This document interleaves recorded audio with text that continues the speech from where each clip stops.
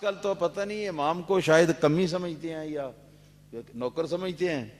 ہاں جی, اگر امام کو ذرا سی دیر ہو جائے وہ بھی بشر مثلکم ہے. ہاں جی, آپ کی طرح ہی انسان ہے, کبھی نیند بھی آ سکتی ہے, کبھی کسی مجبوری کی وجہ سے دیر بھی ہو سکتی ہے, تو اس پر نمازی بڑا برا مناتے. تو یہ ایسا سلوک نہیں ہونا چاہیے. امام کا معنی ہی ہے پیشوا, پیشوا اغوا کار, لیڈر, قائد, یہ امام کا معنی ہے جی. اس لیے امام کو یہ عزت آپ دیں گے تو رسول اللہ صلی اللہ علیہ وسلم کی اور صحابہ کرام کی سنت ادا ہوگی. اگر یہ عزت آپ نہیں دیں گے تو سنت ادا نہیں ہوگی. اور پھر صحابہ کا بھی یہ معمول تھا کہ اگر سرکار دیر سے بھی تشریف لاتے, کبھی ایسا ہوتا کہ سرکار اٹھ کر پھر وضو فرماتے, وضو فرما کر پھر حضور تشریف لاتے. ہاں جی, تو صحابہ کرام جو ہیں وہ بالکل چونچلا نہیں کرتے تھے, امام کی غیبت نہیں کرتے تھے بیٹھ کر کہ دیکھو جی اتنی دیر ہو گئی آئے نہیں جی, بلکہ وہ آرام سے بیٹھے رہتے یہاں تک کہ رسول اللہ صلی اللہ علیہ وسلم اپنی مرضی سے تشریف لاتے, تو پھر آپ تشریف لا کر نماز پڑھاتے. یہ بات بھی ہے.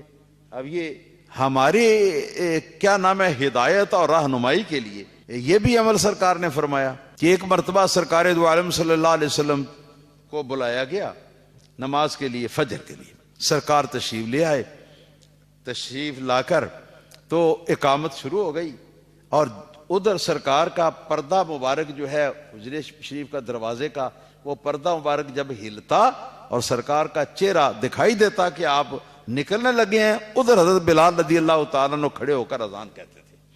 اصل سنت یہ ہے. سارے لوگ پھر سرکار کو دیکھ کر کھڑے ہو جاتے, کیونکہ حکم یہ ہے کہ اگر امام اپنے حجرے سے یا کسی دوسری جگہ سے آ رہا ہے نا تو اقامت کہنے والا اقامت کہتا جائے, لیکن جس وقت امام کو آتا ہوا لوگ دیکھیں تو امام کو دیکھ کر لوگ کھڑے ہوں, ورنہ کھڑے ہونے کی اجازت نہیں ہے, یہاں تک کہ امام حی علی الفلاح پر مؤذن جو ہے وہ پہنچ نہ جائے. یہ چیز تھی.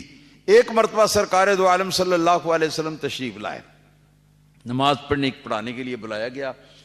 نماز پڑھانے کی جگہ پر سرکار کھڑے ہوئے تو سرکار دو عالم صلی اللہ علیہ وسلم فرمانے لگے کہ ٹھہرو بھائی میں ابھی آؤں گا.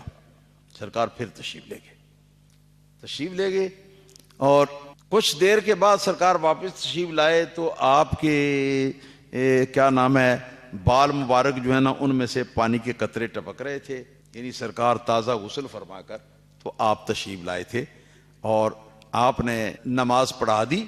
اور نماز پڑھانے کے بعد آپ نے فرمایا کہ مجھے واپس جانے کی ضرورت اس لیے پڑی کہ مجھے غسل کرنے کی ضرورت تھی, تو میں اس سے پہلے ویسے ہی آ گیا تھا, تو میں غسل کرنے کے لیے گیا تھا تاکہ غسل کر کے آپ لوگوں کو آ کے نماز پڑھا. اور صحابہ کرام کی کیا مجال ہے, وہیں کھڑے تھے صحابہ کرام, بالکل کوئی اپنی جگہ سے ہلا تک نہیں. یہ امام کی عظمت ہے اور امام کی تعظیم ہے. اے کاش کہ آج ہم بھی اپنے امام کی اسی طرح عزت کریں, اسی طرح تعظیم کریں, کیونکہ یہ جو مصلی ہے یہ تو رسول اللہ صلی اللہ علیہ وسلم کا مصلی ہے, اور حضور کے مصلی پر جو کھڑا ہوگا وہ رسول اللہ صلی اللہ علیہ وسلم کا نائب ہی ہوگا نا, اور کون ہوگا. تو اس لیے یہ بھی سمجھنا چاہیے کہ امام بھی رکھیں تو سوچ سمجھ کر رکھیں, جو امامت کرنے کے قابل ہو. ہے جی, ایسے ہی نہیں کوئی گنڈیریاں بیچنے والا جو ہے پکڑ گئی, یا کوئی ادھر ادھر جو ہے جس کو پاکی پلیتی کا پتہ نہیں ہے, ایسے بندے کو پکڑ کر تو آپ اپنا امام مقرر کر رہے ہیں. نہیں, امام بھی کسی عالم فاضل کو ہونا چاہیے.